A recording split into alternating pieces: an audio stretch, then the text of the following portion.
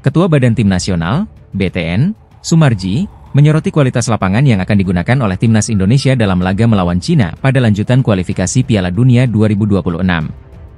Laga ini dijadwalkan berlangsung di Qingdao Youth Football Stadium, Cina, pada 15 Oktober 2024. Stadion yang terletak di Qingdao ini dianggap memiliki kualitas lapangan yang kurang memadai. Menurut laporan yang diterima PSSI, kondisi rumput di stadion tersebut masih belum dalam keadaan optimal. Kami sudah mengirimkan tim ke sana, dan dari hasil laporan, kondisi rumput masih kurang bagus. Semoga pihak Cina dapat memperbaiki kondisi lapangan sebelum pertandingan, ujar Soemarji pada konferensi pers di Jakarta. Kendati menghadapi tantangan ini, Soemarji menegaskan bahwa Timnas Indonesia siap bertanding dimanapun. Skuad Garuda juga diharapkan bisa meraih hasil maksimal, terutama karena Cina sedang dalam tren negatif usai 2 pertandingan tanpa kemenangan.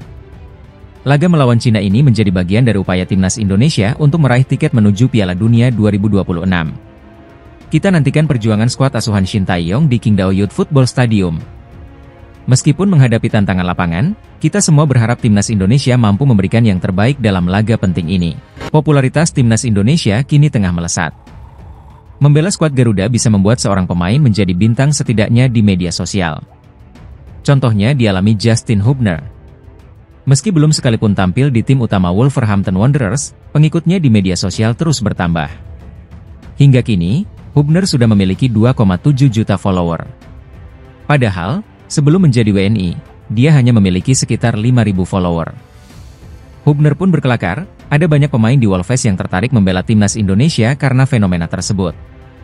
Dalam hal media sosial, semuanya bertumbuh begitu pesat. Ini berkaitan dengan tawaran dari brand. Ada begitu banyak hal yang datang. Ini sebuah mimpi, kata Hubner.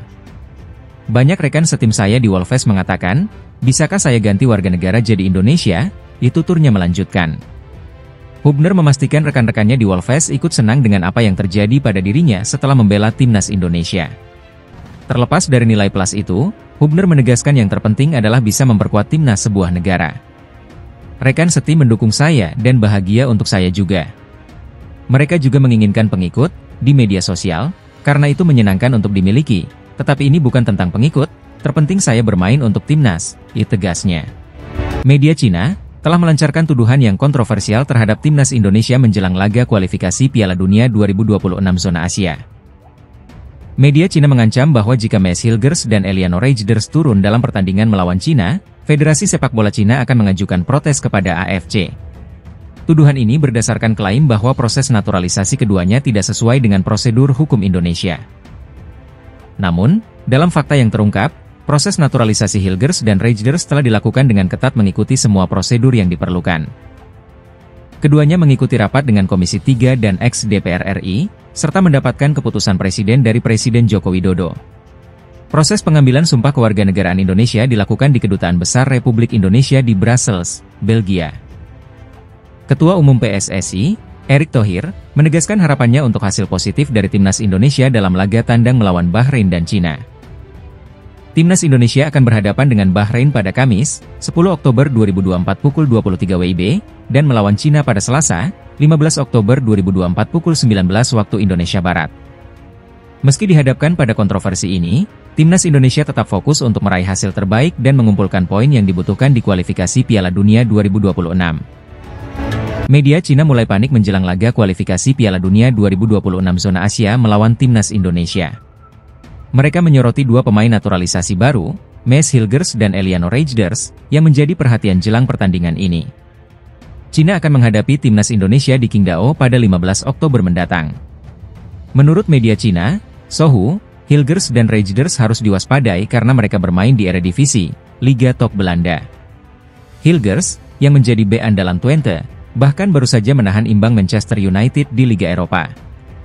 Timnas Indonesia, di bawah asuhan Shin Tae-yong, sebelumnya mengejutkan dunia dengan menahan imbang Arab Saudi dan Australia di pertandingan awal kualifikasi. Kini, dengan tambahan Hilgers dan Reijers, kekuatan skuad Garuda dinilai meningkat 2 kali lipat. Pertandingan Cina melawan Indonesia diprediksi akan berjalan ketat. media Cina memperkirakan laga pada 15 Oktober mendatang akan menjadi pertarungan yang sengit. Kiper FC Dallas, Martin Paes, punya kebiasaan baru saat bergabung dengan timnas Indonesia.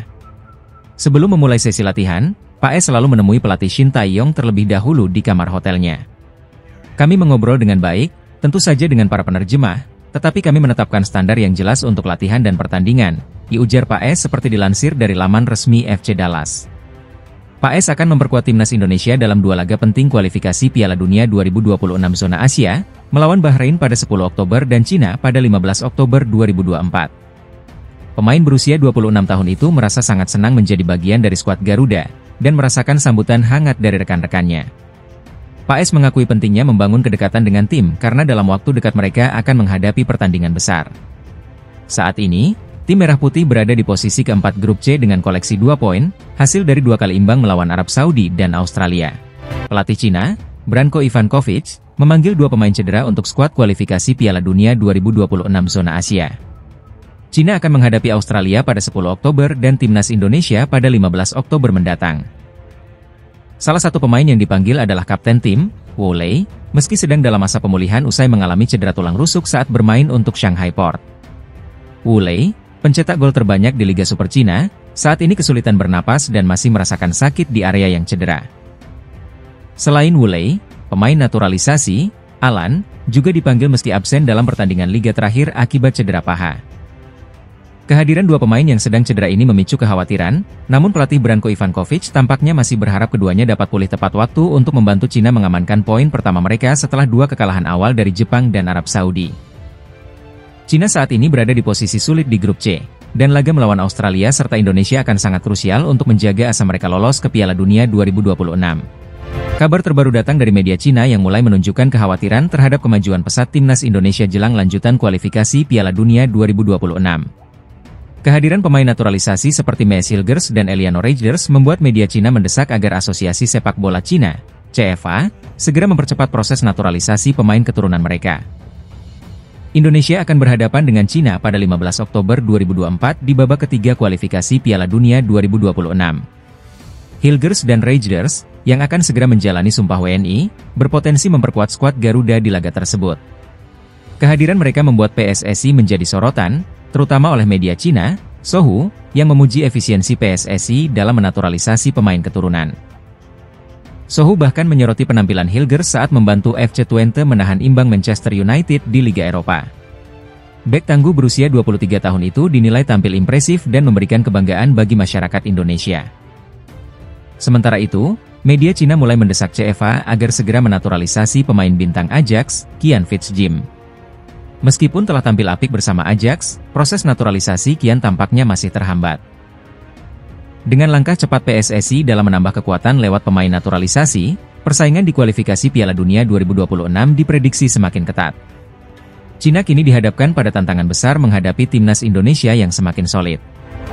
Pelatih timnas Indonesia, Shin Tae-yong, angkat bicara mengenai polemik pemain naturalisasi di skuad Garuda.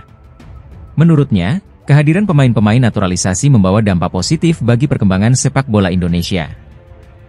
Shin Tae-yong menegaskan bahwa hasil imbang melawan Arab Saudi dan Australia di kualifikasi Piala Dunia 2026 berkat kontribusi para pemain naturalisasi.